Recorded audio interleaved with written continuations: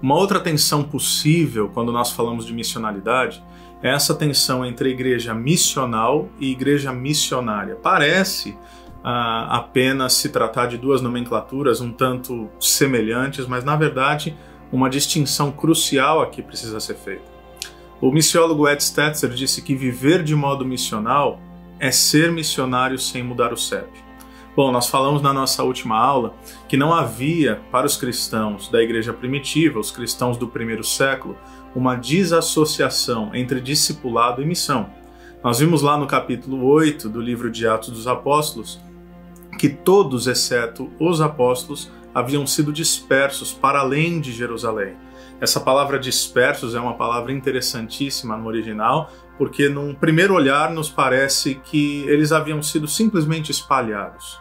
Mas essa diáspora, esse diaspeiro, na verdade diz respeito ao fato de que Deus estava plantando missionários por todo o Império Romano.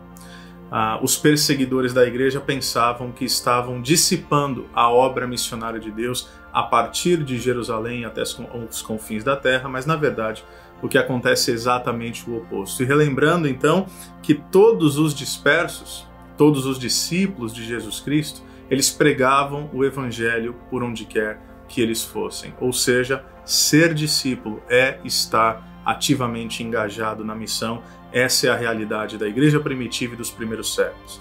Essa igreja que é padecente, essa igreja que é mártir nos 3 primeiros séculos, essa igreja que sofre duramente ondas de perseguição.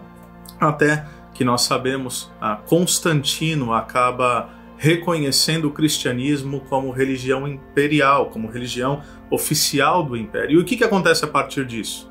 Imagine essa mudança de paradigma onde você é rechaçado, onde você é perseguido, onde você é padecente e mártir, de modo que agora você se torna do dia para a noite a igreja que diz respeito à religião oficial do império.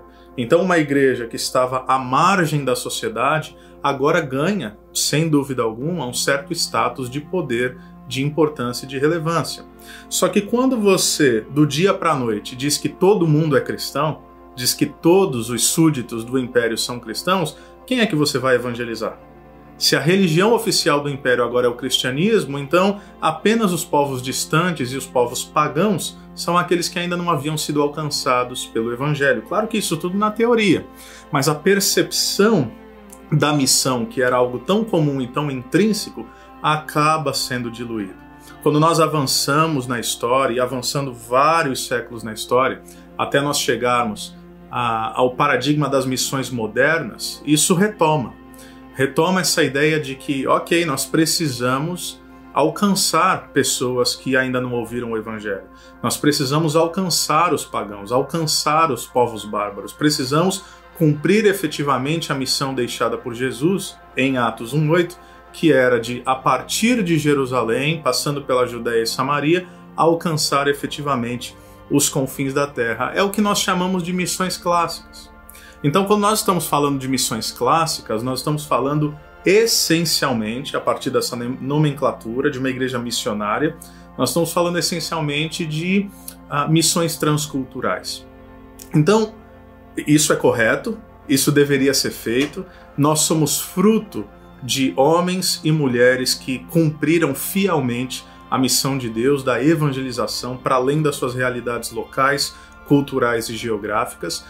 Mas a verdade é que se nós pensarmos em missões, ou até mesmo missão no singular, apenas a partir do paradigma da missão clássica, nós teremos um problema. Aliás, essa é uma outra distinção importante, missão e missões. Deus tem uma missão, e quando nós falamos de missões, normalmente nós pensamos em missões como algo apenas para alguns, feito em uma terra distante. Qual é o problema disso? É que sim, o ID é realizado, como muitos chamam, a grande comissão ela ganha espaço, mas quando você pensa nas missões apenas dessa maneira, você acaba reduzindo. Aliás, Leslie Newbigin, britânico, missionário na Índia por mais de 40 anos, quando ele volta para sua terra natal, ele faz uma declaração incrível, uma declaração que de certa forma é uma denúncia.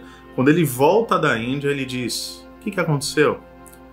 Nós saímos da nossa terra para alcançar os pagãos, Nós saímos da nossa terra para cristianizar os pagãos e não percebemos que a nossa cultura foi paganizada. Então, sim, nós precisamos pensar sobre missões. Sim, nós precisamos enviar pessoas para lugares longínquos, para terras não alcançadas, para realidades onde o evangelho ainda não penetrou a cultura, onde não alcançou ainda capilaridade, onde o evangelho não foi pregado com fidelidade e com clareza. Mas nós precisamos pensar não apenas numa igreja missionária, mas numa igreja missional. Até porque, repito, se pensarmos missões como algo para alguns feito em terras distantes, como é que fica o resto da membresia da igreja? Quem sabe você já ouviu essa realidade onde, você vê os missionários e um percentual ínfimo da membresia das igrejas locais, de modo que todo o restante pensa que a minha parte, a nossa parte na missão, diz respeito apenas a interceder e a contribuir. Bom, é claro que nós podemos sim nos engajarmos na missão ou nas missões, intercedendo, contribuindo, mas a verdade é que a palavra de Deus nos propõe algo completamente diferente. Não apenas as missões realizadas lá, mas também a missão realizada aqui, onde todo discípulo de Jesus é um agente em missão no seu próprio contexto. Aliás, Philip Sansom vai dizer que missional descreve não uma atividade específica da igreja, mas a própria essência da igreja, à medida que ela assume seu papel na história de Deus, no contexto de sua cultura e participa da missão de Deus para o mundo. Agora eu te pergunto, você já imaginou como seria se todo discípulo de Jesus se compreendesse como uma testemunha de Cristo em missão no mundo?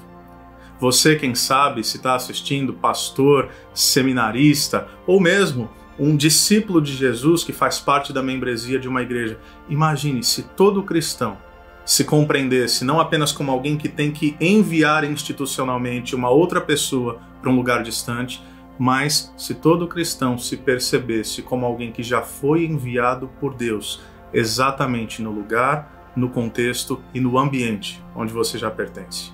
Verdadeiros discípulos plantados nas nossas famílias, nas universidades, no ambiente de trabalho. Aliás, foi Charles Spurgeon que disse que todo cristão é um missionário ou um impostor. A pergunta é, qual dos dois você será?